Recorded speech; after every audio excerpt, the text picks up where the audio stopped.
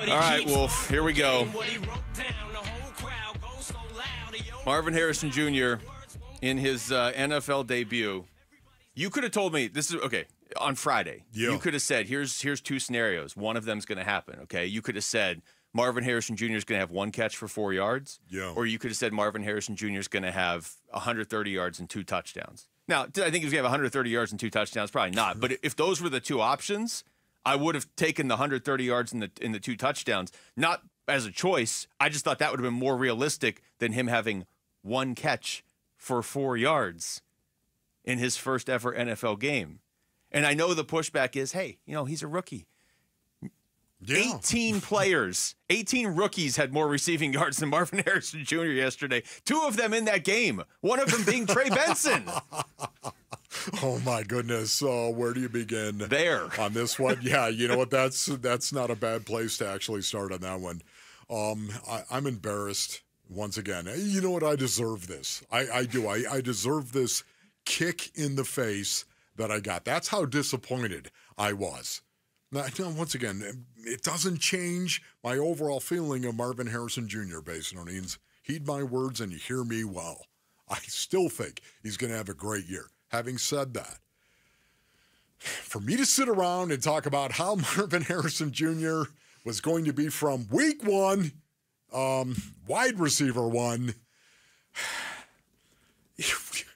I rejected myself as I was talking about it. Wolf, I was saying it's ridiculous. Let me help you a little bit though. One catch for 4 yards is so extreme the other way. Like let's just use Keon Coleman as the example. Buffalo receiver, rookie, was out there. What did he have? 4 catches for 51 yards. 4 catches for 51 yards. Yeah, Keon that would have been reasonable. Made a really big catch. Yeah. Too. Yes. Late in that game right there, Keon Coleman. Yeah, drafted number 33 overall, as a matter of fact. Realistically, I think that would have been a fair, realistic hope for Marvin Harrison Jr.'s first game. Keon Coleman impacted the game. It's not like it's not like he's like setting rookie records. Yeah. But one catch for 4 yards. And my question to you, because you were at the game, so you could see the field a lot better than we could see it on TV. And obviously, you're you know what to look for in these things. How does that happen? And I know everybody's going to point, well, look at Kyler. He's too short. He didn't see him running down the field. Look, I can't defend not even looking at him at that play, but that was the end of the game. He still had one catch for 4 yards for the first 95% of the game before that play. What was going on the whole game? Forget about the last play of the game right there, because Kyler Murray hitched. The corner broke on the ball. Yeah. You saw that right there. He broke on the ball, and then Kyler Murray's eyes were somewhere else, because he thought that corner was right there. He started looking left. Was. Yeah. And that allowed Marvin Harrison Jr. to run by. And then after that, he was moving around trying to find a receiver to throw the ball to. So I think that was what happened on that specific play. Yet having said that right now, if you would have told me Marvin Harrison Jr. was going to have 4 receiving yards in this game, I would have laughed at you, okay? And until the laughter turned into tears. It just, honestly, looking at it and watching it right now, you heard JG talking about the fact that they had a cloud corner over there a lot of the time. A cloud corner, of course, is a corner that's walked up on the line for the most part, pressing him, jamming him, that type of thing. But when you have a cloud corner, in regard to how he's referencing it, you also have a safety over the top. And that's what he was talking about, a roll-up corner with a safety over the top to his side of the field.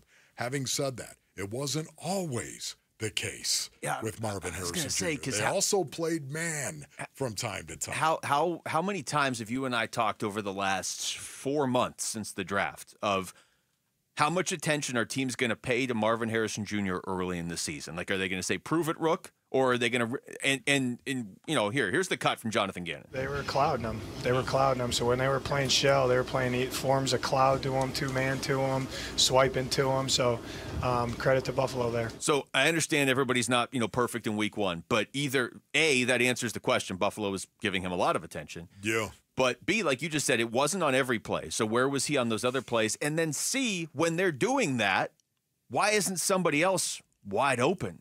Yeah. I mean, that was supposed to be the thing. If you're going to put a bunch of attention on Marvin Harrison Jr., well, then you can't possibly be covering Trey McBride and Michael Wilson and Greg Dortch at the same time and stopping the run. And in the first half, they couldn't. Buffalo couldn't stop the Cardinals at all in the first half. But in the second half, I don't know. I don't know if the Cardinals got in their own way or what happened there. It felt like it was kind of a mix of everything. No, I really don't think so. I think it was a situation where in that first half right there, Kyler Murray was operating, and the game plan for Bobby Babich, the defensive coordinator for the Buffalo Bills, and Sean McDermott, he's a defensive-minded head coach working very closely. The game plan was we're going to keep Kyler Murray in the pocket. And it wasn't working. And it was not working. He was picking them apart. It was great. We're going to keep him. We're going to rush forward, and we're going to keep him in the pocket. That's what we're going to do right there. That was the first half game plan. That was the Buffalo Bills game plan to stop Kyler Murray, and it got blowed up.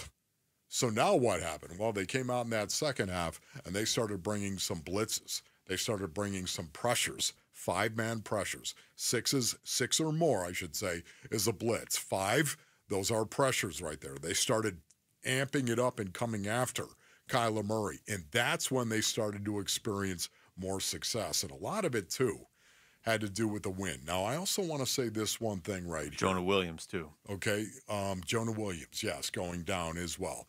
Jonah Williams, and suddenly the pressure that was happening for Kyler Murray. I also want to say this as well. Kyler Murray was not under center enough for my liking.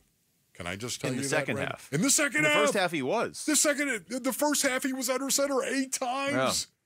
Yeah. Thank you, Craig Grialou, for giving me the stat on that. Gree is my under center guy. That's what he does. He sits there and counts how many times he was under center. 8 times in the first half. Would you say the first half actually went well for the Arizona Cardinals offensively? Yes, it did. And being under center, I get it. 8 times, and okay, that's going to be 16 times, maybe even 20 in the second half. No, 0 times. I didn't understand that. I know Drew Petzing has a reason why. He does. Every coordinator has got a reason why. But that one, I didn't understand why they abandoned the under center stuff. They got a reason. That much I do know. No points from the offense in the second half. The only points they scored was that DJ Dallas kickoff return, which we'll get into. This is Kyler Murray talking about the play everybody was pointing to after the game. On the last drive, there was a second down where you were scrambling around and ended up finding Greg for a first down. It looked like Marvin had some space downfield. Did you see him there? Nah. Just because you were moving around? Yeah, you play football, like, there's a lot of stuff moving around. You're moving fast. Like, you don't see everything. All right. He was also asked why so few targets to Marvin Harrison Jr. in the game. Honestly, man, I wouldn't say they were just taking him away. I think, I'm just, as a quarterback, obviously you're going through your read. Sometimes the ball goes to him, but that's not, it's not my job. Obviously, I have a sense and a feel for guys when they don't get the ball and when they're, when they are getting the ball. But I leave that up to Drew. Drew always, he tells me don't worry about that type of stuff.